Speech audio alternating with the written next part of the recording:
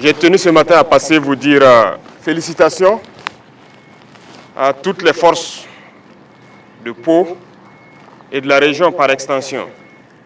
Félicitations pour le travail abattu. C'est l'une des régions les plus pacifiées et ça ne veut pas dire que c'est fini. Vous encouragez aussi à continuer le combat. C'est une zone très dense avec assez de forêts. Certes, vous avez pu faire reculer l'ennemi qui avait tenté de s'implanter ici. Et je souhaite que vous continuiez à patrouiller dans ces forêts, à vous assurer qu'il n'y a pas ces velléités de retour. Donc, je le dis, félicitations, mais mes encouragements pour la suite. J'espère que je me fais comprendre. Ce n'est pas parce que l'ennemi n'arrive plus à pénétrer que c'est fini. C'est une guérilla et ici nous sommes au Centre national d'entraînement commando. Un commando, il sait ce que ça veut dire, les infiltrations. Donc l'ennemi est capable d'infiltrer. Il faut prendre cette donnée en compte et rester donc en permanence en veille. Après cela, je souhaite que chacun puisse méditer encore son engagement. Son engagement parce que nous avons une guerre qui nous est imposée. Et aujourd'hui, plus que jamais, je pense que toutes les forces qui combattent doivent comprendre pourquoi nous nous battons. Et je dis souvent aux chefs d'éléments de pouvoir expliquer aux hommes pourquoi on se bat. On ne se bat pas parce qu'on veut se battre. On se bat parce qu'on nous a agressés. On est venu nous imposer une guerre. Et pourquoi on nous a imposé cette guerre? Je pense que tout le monde doit le comprendre. Parce qu'on veut de nos terres sans nous. Et ça n'a pas commencé aujourd'hui. Ça a toujours été comme ça le cas pour l'Afrique. Souvenez-vous de l'esclavage, où on est venu déporter beaucoup d'Africains, les bras valides d'ailleurs, ceux qui étaient à l'âge de procréer, qu'on a déportés, beaucoup sont morts et vidé l'Afrique. Puis est venue ensuite l'époque de la colonisation, où ils se sont déportés chez nous, ils nous ont massacrés, ils ont massacré nos ancêtres. Ils ont tué au maximum. L'Afrique a été colonisée par plusieurs fois. Et aujourd'hui, plus que jamais, c'est une nouvelle forme de colonisation. Et pourquoi l'Afrique souffre tant? Parce que nous avons des richesses qui intéressent les impérialistes. Et je pense que tout un chacun de vous doit le comprendre. Si vous êtes en mesure de vous mettre en première ligne, de vous battre jusqu'au sacrifice suprême, comme on le dit, c'est que vous comprenez le sens de votre engagement. Vous êtes venus pour défendre la nation, pour protéger cette terre que nous ont léguée nos ancêtres. Les dévanciers nous ont écrit l'hymne. Et je pense que quand vous écoutez l'hymne du Burkina, ça commence par contre.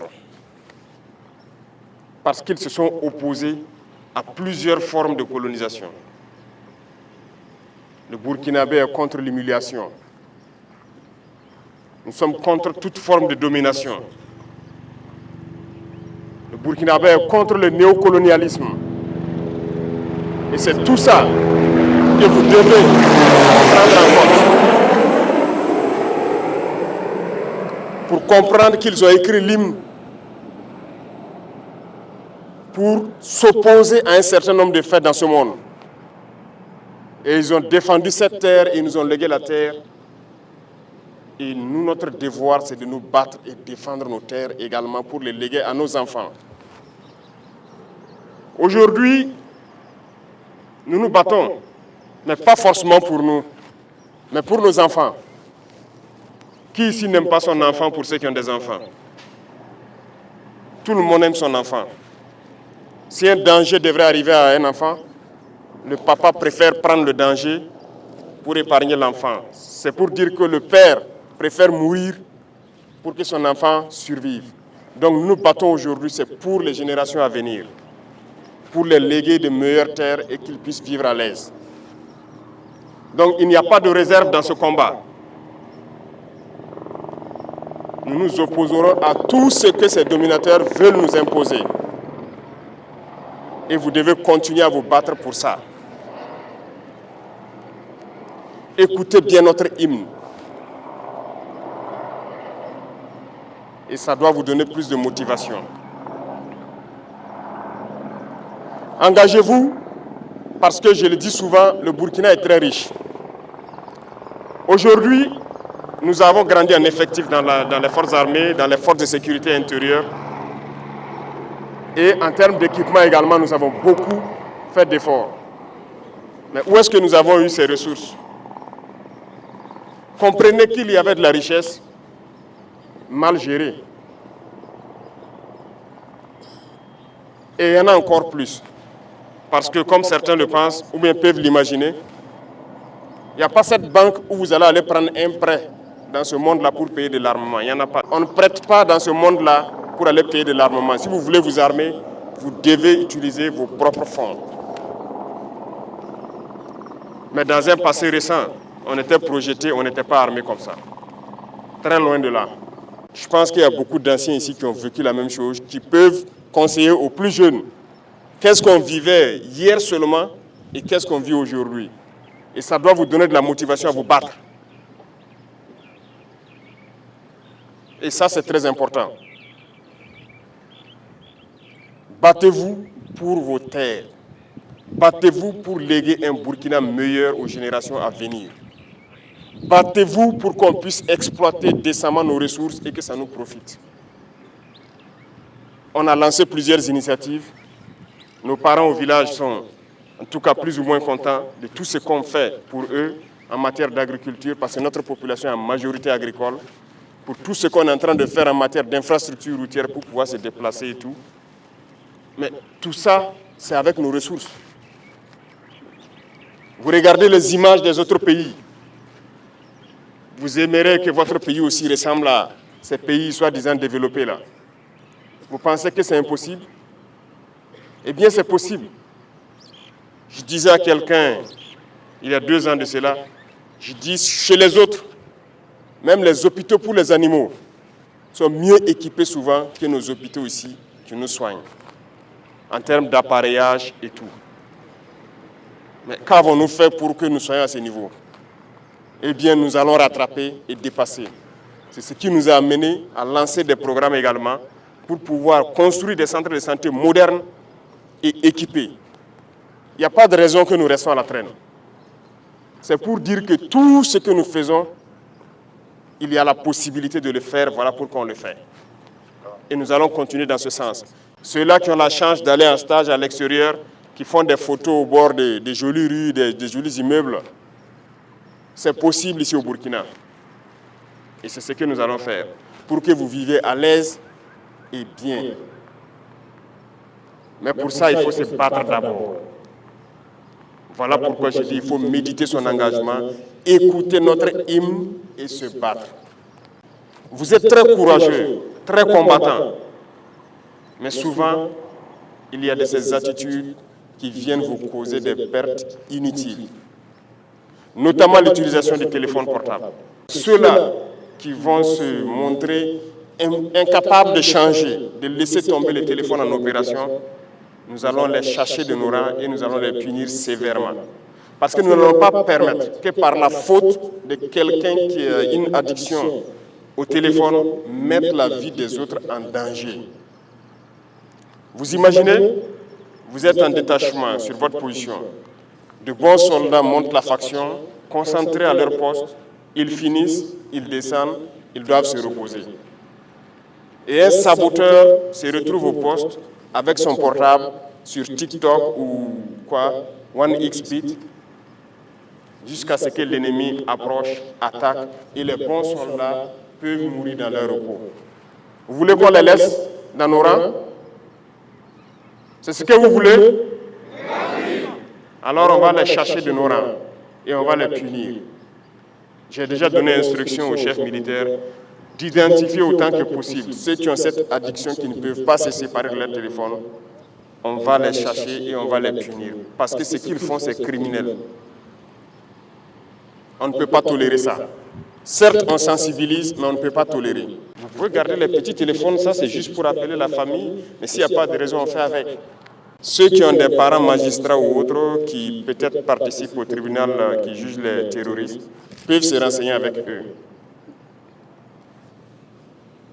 Que ce soit dans les tribunaux, que ce soit les terroristes qu'on prend au combat comme prisonniers, que ce soit ceux qui se rendent, tous à l'unanimité nous disent qu'ils arrivent à réussir certaines attaques à cause de l'emploi excessif du téléphone de nos soldats. Donc s'il n'y a pas cette conscience de se débarrasser, nous allons sévir. Et donc, dans peu de temps, vous verrez des gens radiés, sûrement en prison, parce qu'ils mettent la vie des autres en danger et ils ne peuvent pas se séparer. De toute façon, c'est assez clair. Il y a une note de la hiérarchie militaire qui interdit le téléphone en opération. Après la phase de sensibilisation, vient la phase de répression. Nous n'allons pas tolérer que des gens mettent la vie des autres en danger. Même votre propre vie que vous mettez en danger avec le téléphone, vous n'avez pas le droit, parce que vous ne vous appartenez pas. Un militaire, il appartient à l'armée. Vous ne vous appartenez pas, vous n'avez pas le droit de faire ce que vous voulez. Vous faites ce que l'armée veut. Donc, chacun doit pouvoir passer le message pour que ce phénomène-là, on puisse le combattre. Si je le dis avec insistance, c'est parce que c'est assez grave. Ça vient annihiler votre courage souvent. Et ça vient faire souvent qu'on perd de bons combattants. Parce qu'il était au repos et un faux combattant a fait en sorte que l'ennemi s'approche et attaque et le trouve qui n'est pas prêt. Donc combattez cet usage excessif du téléphone-là et passez le message aussi clair que je vous le passe à vos camarades. Je sais qu'ici vous trouverez des soldats de toutes les classes. Passez ces messages aussi clairement. Et ceux-là aussi qui intoxiquent dans les rangs, parce qu'ils sont peut-être aussi intoxiqués par les apatrides qui sont sûrement à l'extérieur et qui continuent de combattre le Burkina sur les réseaux sociaux, à travers les médias et tout. Il faut faire très attention. Lorsque quelqu'un vous dit de ne pas vous battre, il veut vous soumettre. Vous voulez être esclave? Vous voulez être dominé? Donc, il faut se battre. Il n'y a pas une seule solution. Le Burkinabé ne négociera pas avec son ennemi. On va se battre et nous allons vaincre. C'est la seule chose qui puisse prévaloir. Il n'y aura pas une seule once de négociation avec qui que ce soit. Ce sont nos terres, nous allons nous battre. Ceux qui sont venus nous attaquer, ils mourront sur ces terres-là. Nous ne lâcherons rien, absolument rien. Même pas un seul centimètre carré. Donc, je vous souhaite de continuer à vous préparer, de rester toujours en état d'alerte, même si vous n'êtes pas en opération, il faut rester en état d'alerte. Parce qu'à tout moment, vous pouvez être en opération. Il faut se préparer au combat et ça ne doit pas durer cette guerre encore. Parce que nous mettrons tout en œuvre pour que le combat reprenne une certaine intensité et anéantir cet ennemi-là.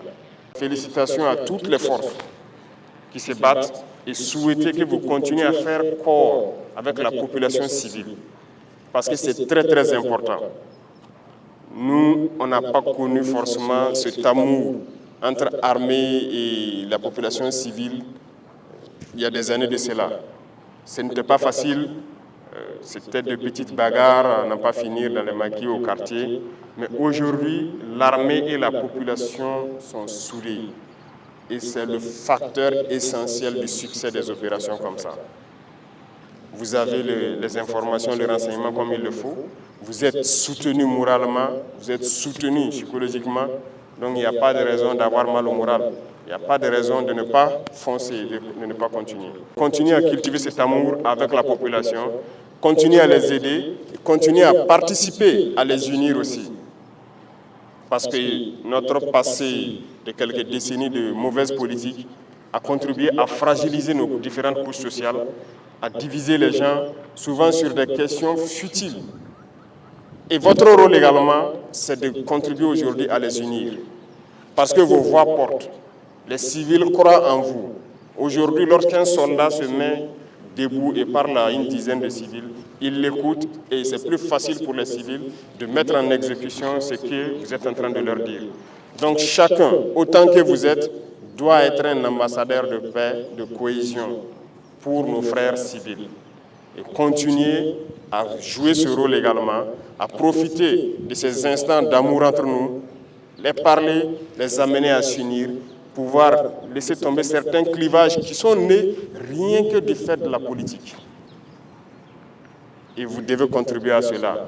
Parce que le militaire, ce n'est pas juste tenir l'arme et courir, tuer, non. Vous êtes formés au-delà de cela. Si vous défendez une patrie, c'est qu'il y a toutes ces valeurs que vous incarnez et que vous devez pouvoir aussi exploiter pour unir vos populations civiles. Bonne formation pour ceux qui sont toujours en stage.